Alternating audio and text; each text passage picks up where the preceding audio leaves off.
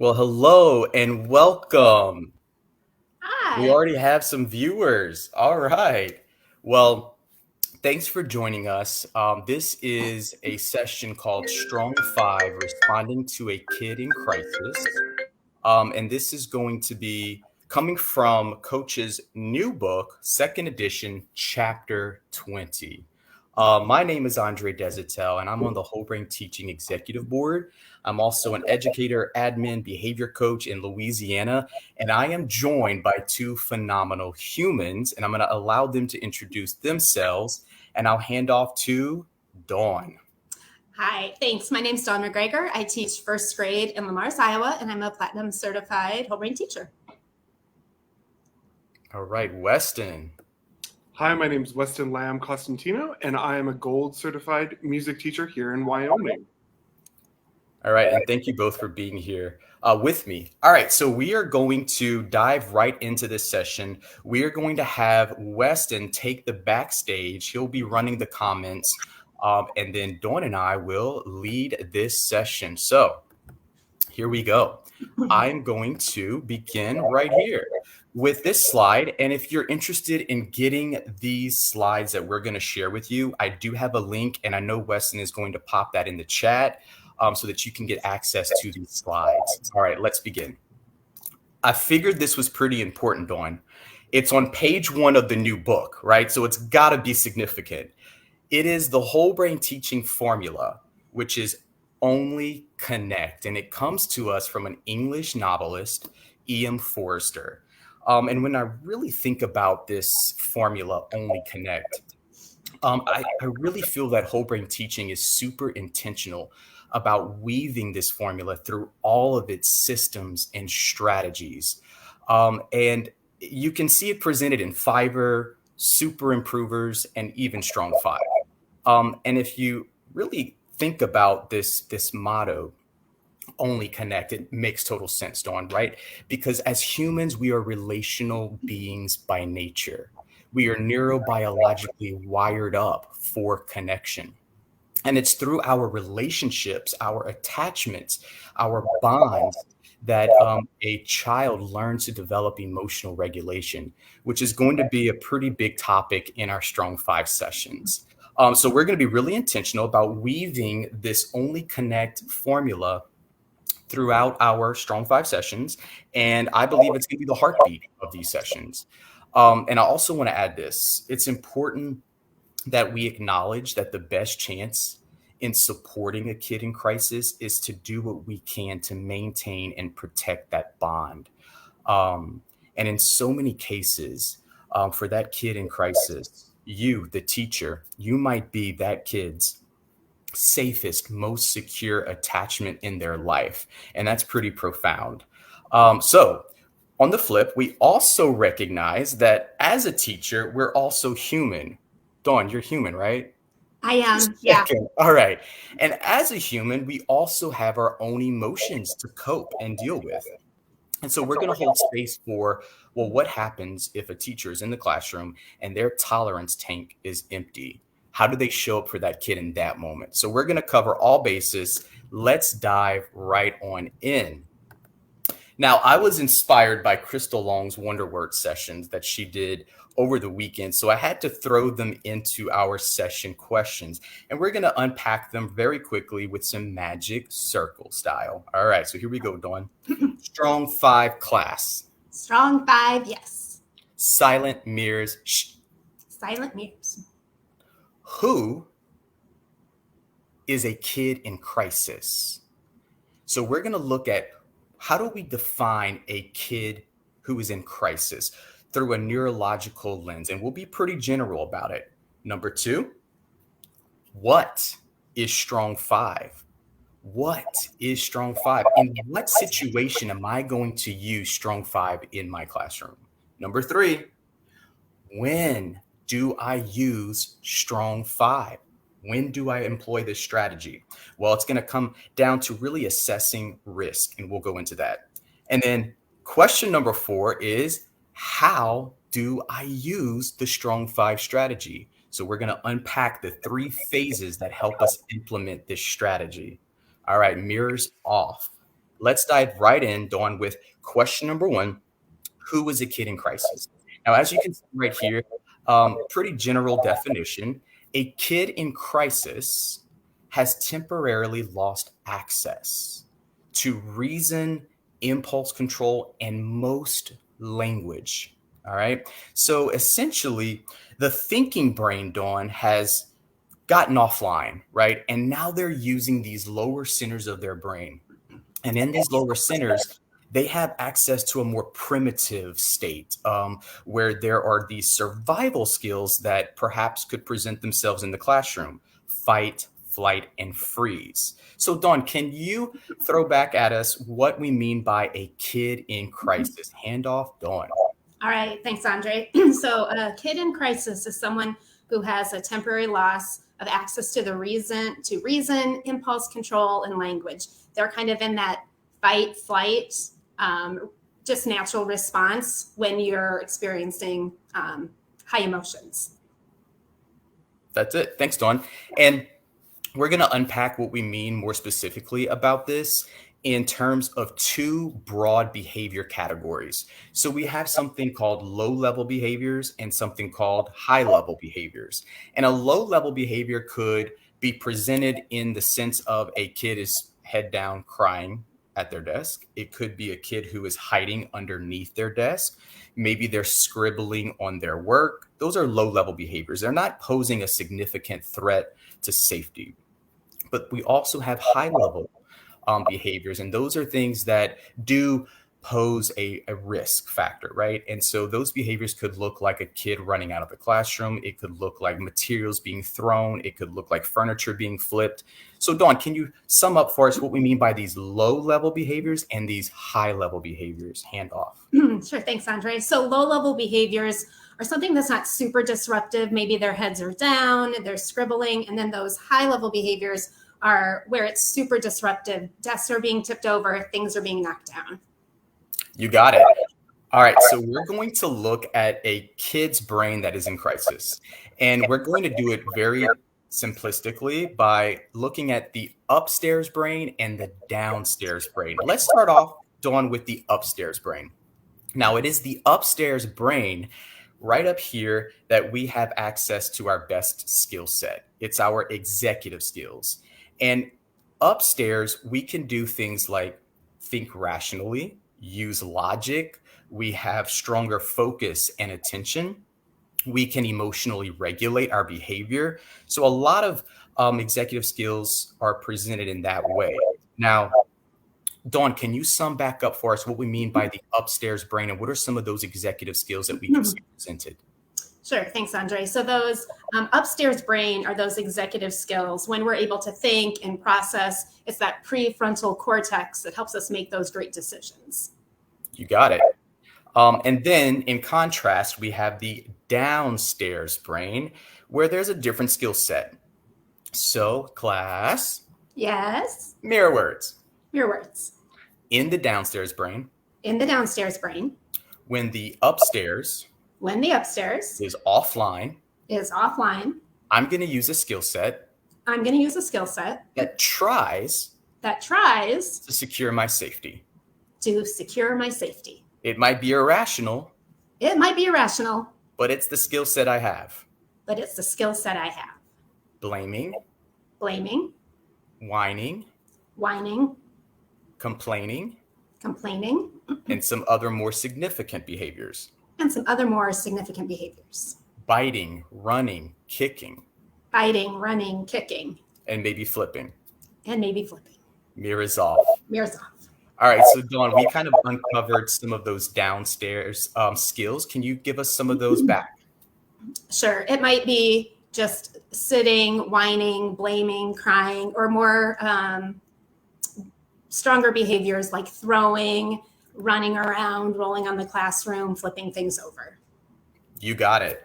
All right. So we have to also go into this emotional crisis storm with this idea that this kid is not using their executive skills. And so when we really see that a kid in crisis is using the skill set they have available to them in that moment, whether they're survival skills, we're going to respond very intentionally and hopefully effectively with that lens. Now, our second Wonder Words question is, what is Strong Five? So essentially, Strong Five is a plan for crisis episodes in your classroom. Now, obviously, we want to be sensitive to everyone's own specific um, district and school policies and protocols for how to handle a kid in crisis. Um, but we're going to speak very generally about the approach that Strong Five is suggesting. Okay. So that was point number three. I'm going to back up to point number two right here. So, point number two says during a crisis, there are three variables. Two of the three the teacher can greatly manipulate. Mirror words. Mirror words. In a crisis, In a crisis, there are three variables. there are three variables. First variable, First variable, me, the teacher. me, the teacher. Second variable, Second variable, the kid in crisis, the kid in crisis, functioning from the downstairs brain. functioning from the downstairs brain. Third variable, Third variable, the rest of my class. the rest of my class. Two of those variables Two of those variables are very likely in my control. are very likely in my control. Mirrors off. Mirrors off. Dawn, I'm going to have you make a prediction. Which of those variables, teacher, kid in crisis, or the rest of the class, is the variable that I have the least control over? I'm going to go with the kid in crisis. The kid in crisis. Yes, you are spot on with that. Again, they are using an irrational part of their brain. So behaviors are going to be unpredictable. And so that is the variable that I have the least control over, right? So I want to pour my intentions on the two variables that I have the most control over, and that is me, the teacher, and the rest of my class. And we'll get into exactly what that means very soon. All right. When do I use Strong Five? Well, this is our next question, and we use it when we assess that behavior poses a risk to safety and it needs quick intervention. And again, this goes back to following those school-wide policies for this occasion, right? So we're going to be really looking at what could happen in this moment and really understanding this kid's history, perhaps, and how they've kind of handled some of their emotions before will determine the next step for you, right? Now, this next one is where we're going to spend a lot of our time. All right. So number 4 is how, with steps, do I use Strong Five? And we do have 3 phases, but they all have one common goal, Dawn. And that common goal is safety. All right. So 3 phases with one goal, and it's safety. So Dawn, tell us back what we're talking about in terms of how do I use Strong Five? All right. Thanks, Andre. With Strong Five, there's going to be 3 phases.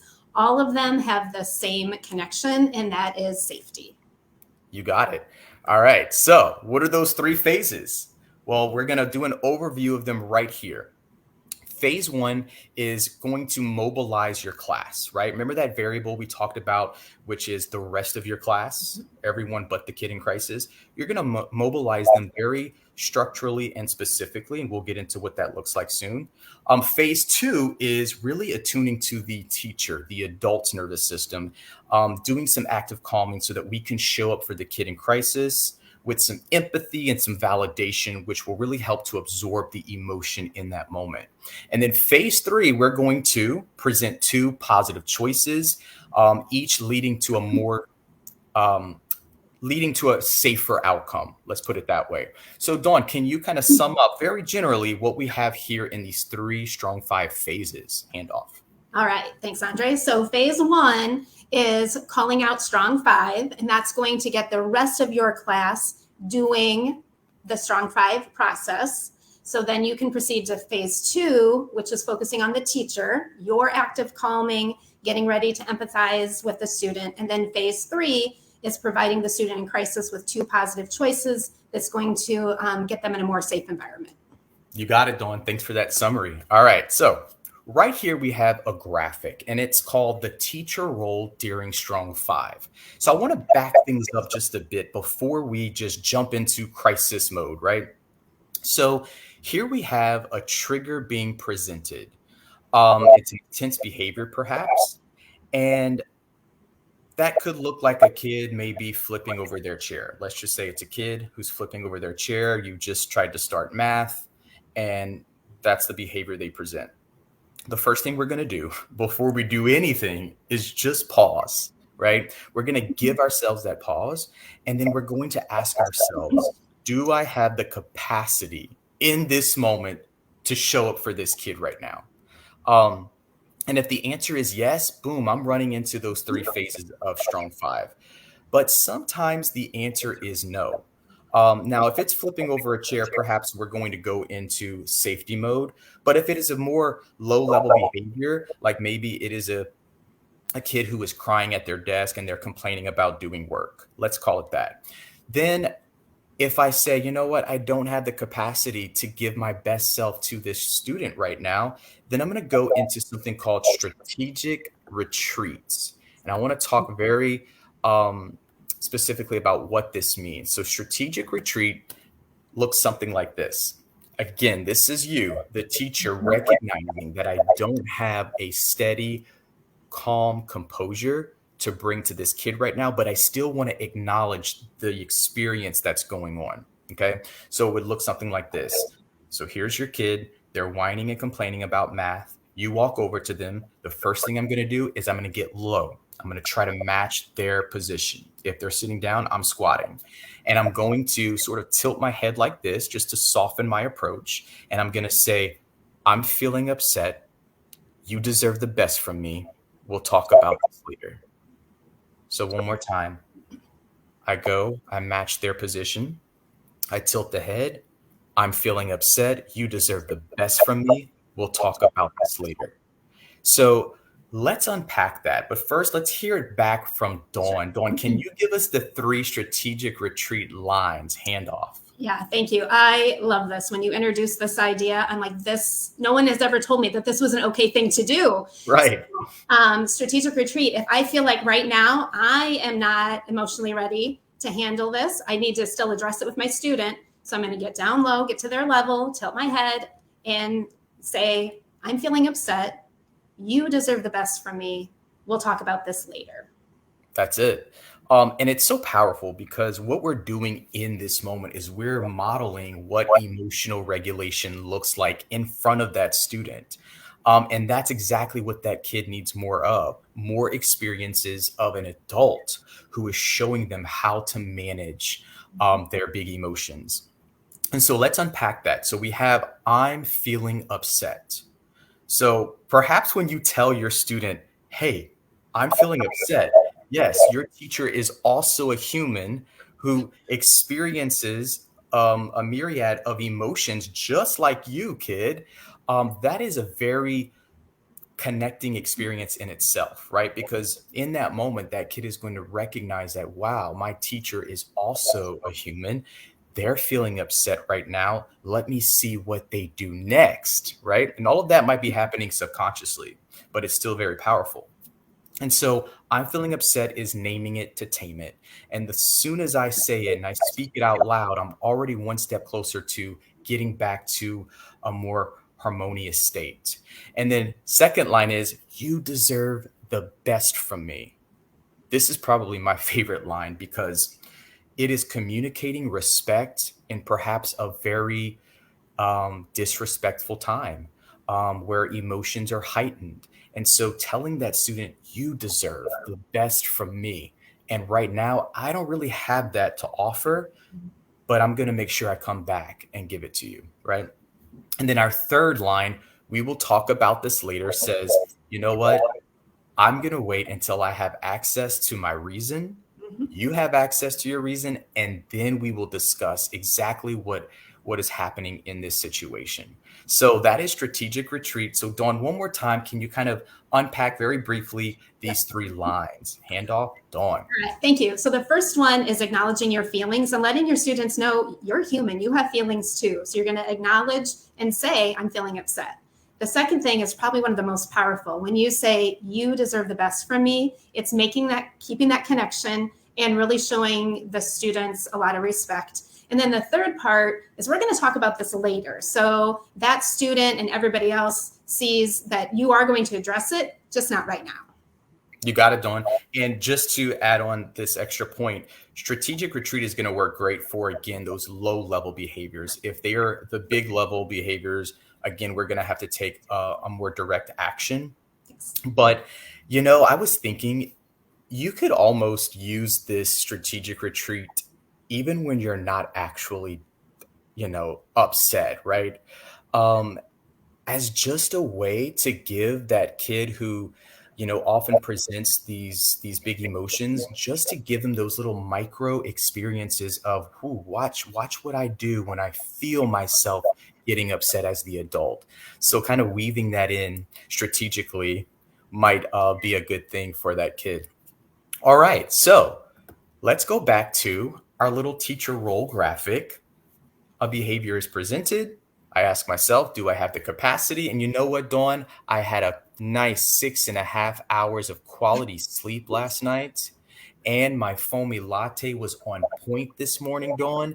And I'm even wearing a new top. So you better believe I'm feeling really good and I'm ready for this emotional storm. So I go right over and I start implementing the 3 phases of Strong Five. Let's unpack the first one.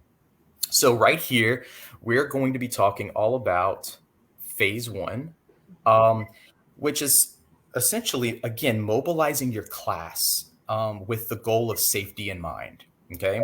So the teacher is going to do a few things on the front end before this takes place. All right. And so what those things are, number one is you want to select a predetermined location in your classroom. It could even be the hallway where your kids that are not part of the crisis are going to move to, right? So that they are safe. So that's the first thing you're going to want to do on the front end is select that safe location for your setting. The second thing is going to be you want to select a strong five student leader because they're going to have a really important role with the group in this predetermined safe location. So we have select a safe spot. We have select a strong five leader. And the third thing is we want to practice this as a drill. And we're going to talk more about that. So 3 things: safe spot, student leader, and practice. So Dawn, can you tell us the 3 things that are going to happen on the front end handoff? All right, thanks. So the 3 things that are going to happen on the front end of this is you need to have a safe spot for the rest of your students to go. The second one is to pick the strong five leader. And then the third one just escaped me. I forgot. No, you're still cool. The third one is, let's see if I even remember it. Oh, you're going to want to practice this. Practice. Oh, yes. Practice is like a fire drill, tornado drill. You will eventually practice strong fives. Your students know what to do before it actually happens. You got it, Dawn. And this quote right out of the book, practice episodes reduce the chaos produced by real episodes. Very powerful. So what we're saying here is just as we would practice a fire drill, a tornado drill, we're going to take that same response when it comes to emotional storms in the classroom. And of course, allow your teacher intuition to guide this, right? Now, in the book, it does say during this practice drill, you would select a student to role play. And what are they role playing? This one kid is role playing, I'm upset, I'm upset. And then that allows you to kind of go over the routine, call out strong five. Your students three-peat it back to you, strong five, strong five, strong five, as they are moving to that safe spot. And then you walk over to the kid who was role playing, I'm upset, and you get down low and you start practicing how you're going to implement phases 2 and 3. And it's just a quick little 60 to 90-minute drill. So that way, if you actually have to employ strong five, there's some order to the chaos that is ensuing right before your eyes, right? And so that's really important to consider. And again, allow that teacher intuition to guide how this unfolds for you and your students. So Dawn, can you explain back what we're doing very generally in Strong Five Phase 1? Yes, thank you. So this is practicing the beginning part. You're going to make sure your students know where they go, where they're safe. You're going to have your strong five leader, and you'll practice calling out strong five as they're three-peating, strong five, strong five, strong five. They're moving to wherever that safe place is as you're starting to go work with a student in crisis. And this is the teaching part. So you're just picking one student to model just by saying, I'm upset, I'm upset, I'm upset. And this little practice should only take 30 to 90 seconds. Absolutely. And you could also practice this as not necessarily mobilizing your students to go to another area. They can stay at their seats. This could still work at their seats. Again, it all depends on the situation, right? What that crisis looks like. So keep that in mind as well. Now, what is the group of kids doing whenever they are in this safe spot or at their desk, whenever Strong Five is taking place? We know what the teacher is doing, right? They're responding to the kid in crisis. Maybe they've called for backup, someone in the school building that can come and offer some assistance. Everyone else is being led by that student Strong Five leader. And what are they doing? We're going to break it down right here. It is called a Strong Five power rehearsal, Dawn. And it takes our traditional, typical rule rehearsal, but it emphasizes, and this is where the name really comes from, rule number 5, which is make our dear team stronger, right? And so, right here in this rehearsal, we have rule 1, but they don't move to rule 2. It's rule 1, then rule 5, then rule 2, then rule 5, then rule 3. And it follows that sequence, embedding rule 5 after each rule, just to really emphasize that we are a team right now and we're working together to be stronger, even in this hard moment. Now, Dawn, can you explain back to us what we mean by this power rehearsal? Handoff. All right, thank you. So while we're going to help the student in crisis, your other students are in their safe place, and your student leader is going to get up and lead them through a rule rehearsal. But this is different. They're going to do rule 1, then they're going to do rule 5, rule 2, and rule 5. And they'll continue through that sequence because we really want to emphasize rule 5, make our dear team stronger. You got it, Dawn. And if you think about this, the kid in crisis could be hypersensitive to the kids around him or her, right? And even when, Bobby's not really looking at the kid in crisis is screaming, Bobby, stop looking at me. Well, when we give them a structured task like this power rehearsal, it gets all of your students really focused on something. So that frees the student in crisis and the teacher to really have that one-on-one connection to mitigate what's happening in that moment. So that's super powerful, something to keep in mind. Now, we didn't say this, so let's add on to this. So after your Strong Five leaders goes through the entire power rehearsal, if the crisis is still going on and the teacher is still tied up, that Strong Five student leader is going to select the next student to go through the power rehearsal. So Dawn, explain that back. Yeah, so let's say that we're working with our student and the student leader has gone through all of those rules and we're still working with the student. They'll select the next student that's going to be the leader for the role rehearsal. You got it. All right. So that is what Strong Five Phase 1 looks like. And we're going to park it there because next week, part 2, we're going to uncover phases 2 and 3 and really talk about how the adult, how the teacher shows up for the kid in crisis. And we'll give you some really great strategies for, again, hoping to de-escalate and come back to a more steady state for the entire class. All right, we're going to go ahead and bring Weston back into the studio. I'm really pumped to see what he has to share with us. So, Weston, how's it going? Great, thank you, Andre. Awesome. Do you have some burning questions for us? We do. I'm pulling it up. Lakidra early on asked, can we replace upset with any feeling, or does upset cover all? Hey, Lakidra, good to have you here. Great question. I'm going to see if I can do some fancy StreamYard stuff, and I'm going to go and try and pull her question. Let's see. Okay. That's not that specific question. That's cool.